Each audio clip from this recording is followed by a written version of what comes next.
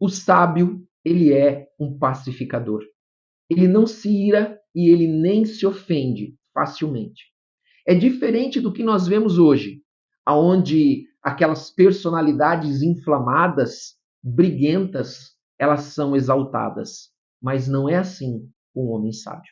Deus abençoe a todos. Hoje é quinta-feira, dia 9 de janeiro. Eu espero que você esteja bem. Que Deus abençoe a tua casa com toda sorte de bênçãos, com alegria, com paz, com amor. E eu quero te convidar a abrir aí a tua Bíblia em Provérbios capítulo 20, verso de número 1. Enquanto você abre, nós vamos nos preparar orando antes de ler a palavra do Senhor. Pai, em nome de Jesus, nós queremos te agradecer por este dia e nós te louvamos de todo o nosso coração. Dá-nos, Senhor, entendimento da tua palavra para nós andarmos sempre no teu caminho. E perdoa os nossos pecados, perdoa as nossas fraquezas, assim como nós temos perdoado aqueles que nos têm ofendido, em nome de Jesus. Amém e amém. Glória a Deus. Então nós vamos ler aqui Provérbios capítulo 20. Eu quero lembrar você, por gentileza, veja se você é inscrito no canal. E também, por favor, não esqueça de dar like. Vamos lá, Provérbios 20, verso 1. O vinho é escarnecedor e a bebida forte alvoroçadora. Todo aquele que por eles é vencido não é sábio. É vencido de que forma? Se embriaga. E se embriagar é se intoxicar. Então nós vemos aqui, amados, que este primeiro versículo ele fala sobre uma virtude do sábio, a temperança. E o que é temperança, pastor? É moderação. Bebida alcoólica, ela não é especificamente condenada na palavra de Deus. Você pode olhar isso lá em Deuteronômio, capítulo 14, verso de número 26. Porém, ficar embriagado é.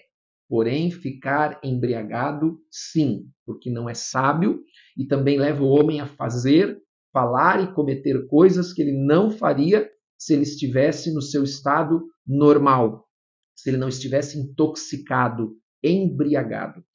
Isaías 28, verso 7, fala sobre essa condenação à embriaguez, e nós vemos também em Efésios capítulo 5, verso 18, para falar um texto do Novo Testamento, onde diz que nós não devemos nos embriagar com vinho, mas nos encher do Espírito Santo. Então, o sábio, ele leva esse perigo do vinho e da bebida forte a sério. E ele evita ou ele o faz de forma moderada. Embriagar, ele significa, então, intoxicar-se. Neste caso, num sentido negativo. Então, embriagar-se é se encher num sentido negativo, porque está se intoxicando, diferente de se encher do espírito. Há uma frase que diz assim: quando o vinho entra, a mente sai, né? A mente vai embora. Engole a razão, né? Então toma conta da razão, amortece o cérebro, porém desperta as paixões. Então a pessoa fala e faz coisas que no seu estado sóbrio ela não faria. Versículo 2, capítulo 20, verso 2. Diz assim: como o bramido do leão é o terror do rei. O que lhe provoca ira peca contra a sua própria vida. Nós podemos até fazer uma comparação aqui com o versículo 1, que assim como o vinho, o rei também, se não houver moderação diante do rei, ele tem o poder também da vida e da morte, assim como o vinho, assim como a bebida forte tem o poder de destruir a vida de alguém, o rei também tem esta autoridade para fazer isso. Então, nós também temos que entender que este versículo está falando que quem resiste por causa da autoridade que ele tem, quem resiste à autoridade do rei, prejudica a si mesmo. E claro, vai trazer consequências sobre a sua própria família em resistir à autoridade do rei. Lembre-se que quando nós falamos de autoridade, nós falamos que o cristão ele deve obedecer, se sujeitar a tudo aquilo que é da lei, desde que ela não vá contra os princípios da palavra de Deus. Os princípios da palavra de Deus. A lei de Deus sobrepõe toda a lei dos homens. Amém? Versículo de número 3. Honroso é para o homem o desviar-se de contendas, mas todo insensato se mete, em rixas. Esse foi o versículo que nós abrimos a oração desta manhã, que o homem pacificador, porque ele é sábio, ele então é pacificador, ele não se ira facilmente, né? Ele é um homem que sempre leva aonde ele vai a paz, porque ele é moderado em tudo que ele faz. E aqui nós vemos que o homem pacificador, então, ele possui a bênção de Deus. Ele possui a bênção de Deus.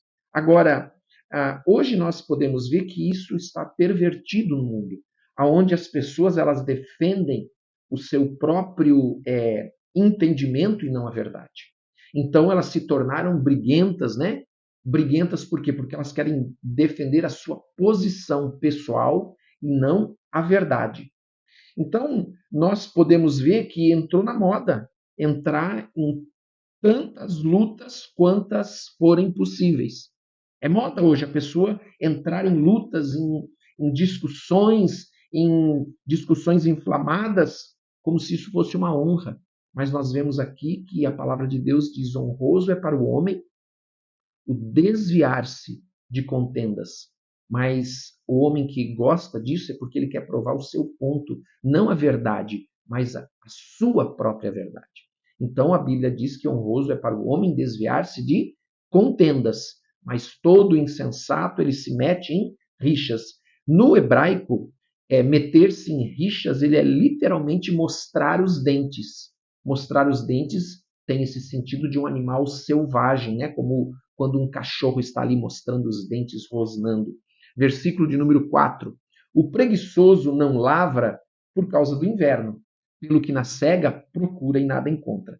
Então esse procura, ele também tem um sentido de pedir, de mendigar, porque o preguiçoso, ele não lavrou o seu campo a tempo, por causa da preguiça, da ociosidade. Então quando chega o tempo da colheita, ele não tem nada para colher. Porque nós precisamos lembrar que existe a estação para preparar a terra, semear a terra, para que então a semente brote, cresça e na estação certa se colha. Se você perde a estação, você perde a colheita. E o preguiçoso, por causa da sua ociosidade, ele perde a estação. Versículo 5. Como águas profundas são os propósitos do coração do homem, mas o homem de inteligência sabe descobri-los. Aqui é um versículo bem interessante, bem legal, porque aquele homem que alcança a sabedoria, ele tem um discernimento que a sabedoria lhe dá para sondar as verdadeiras intenções e propósitos do coração de alguém. Ele consegue extrair isso do coração dela. Porque você vai ver que todo homem ele sempre vai falar conforme melhor for para ele, né? E que nem sempre reflete a verdade. Versículo 6. Muitos proclamam a sua própria benignidade, mas o homem fidedigno, quem o achará? Aqui, trazendo isso para nós, amados, é aquela história. Uma coisa é o que eu digo que eu sou, outra coisa é o que eu de fato sou. Uma coisa é o que eu mostro, o exterior, uma coisa é o que eu tenho no interior. Então, assim, sabe, aquilo que eu apresento, aquilo que eu mostro, ele sempre tende, eu sempre vou tender, isso é humano, é natural, a apresentar o meu melhor. É como as fotos, ninguém tira foto chorando, tira foto sempre sorrindo, não significa que a vida da pessoa é uma maravilha, né? Então, veja, pode aquilo que eu mostro, aquilo que a pessoa mostra, pode não ser a verdade interior. Pode ser que ela esteja sorrindo, mas o seu coração esteja triste. Pode ser que ela se mostre de uma maneira, e aí nós podemos falar de hipocrisia, de falsidade, um monte de coisa, você pode imaginar aí que você, né, o que vem à tua mente, mas dentro a pessoa não é aquilo que ela está mostrando. Né? É um personagem que ela criou. Verso 7. O justo não anda na sua integridade. Felizes lhe são os filhos depois dele. Então, o justo anda na sua integridade. Eu vou repetir, eu acho que eu li errado, não tenho certeza. O justo anda na sua integridade. Felizes lhe são os filhos depois dele. Esse versículo ele fala de legado. Que legado nós vamos deixar para os nossos filhos? Então, o justo, ele não só vive bem, mas ele também deixa um legado de felicidade para os seus filhos, que é contrário do ímpio. Ele vai deixar um legado de tristeza, de desespero, de más recordações. Versículo 8. Assentando-se o rei no trono do juízo, com os seus olhos dissipa o mal. Amados, porque o rei, pelo menos deveria ser assim, ele jamais pode tolerar o mal. Por isso, ele sempre vai usar o seu trono, que é o símbolo do seu poder, para a justiça. Dissipa significa literalmente, ele separa com discernimento, que a sabedoria lhe dá, porque o rei, a priori, é alguém que busca sabedoria, assim como Salomão buscou sabedoria. Então, o rei, ele separa com discernimento a informação boa da informação ruim, daquilo que é bom, daquilo que é mal, daquilo que é verdadeiro, daquilo que é enganoso. Versículo 9. Quem pode dizer, purifiquei o meu coração, limpo estou do meu pecado? Aqui, amados, está falando de quem alega não ter pecado, porque a Bíblia diz que quem alega não ter pecado é mentiroso. Romanos 3, capítulo 3, verso 10 fala sobre isso. Agora, quem confessa o seu pecado é perdoado. Então eu preciso reconhecer que eu sou pecador, que eu tenho pecado, e quem confessa o seu pecado é perdoado. Isso nós vemos ali também em Romanos, capítulo 4, verso de número 7. E o último versículo diz assim, no versículo de número 10, 2 pesos e 2 medidas, uns e outras, são abomináveis ao Senhor, ou seja, o Senhor tem nojo. Se nós trouxermos isso para nós, sobre 2 pesos e 2 medidas, nós podemos falar sobre a honestidade do homem. E quando nós falamos de honestidade, nós podemos também falar da hipocrisia. Da hipocrisia. E aplicar isso na nossa vida. Amados, nós devemos ser o que nós somos na nossa casa, nós devemos ser no nosso trabalho.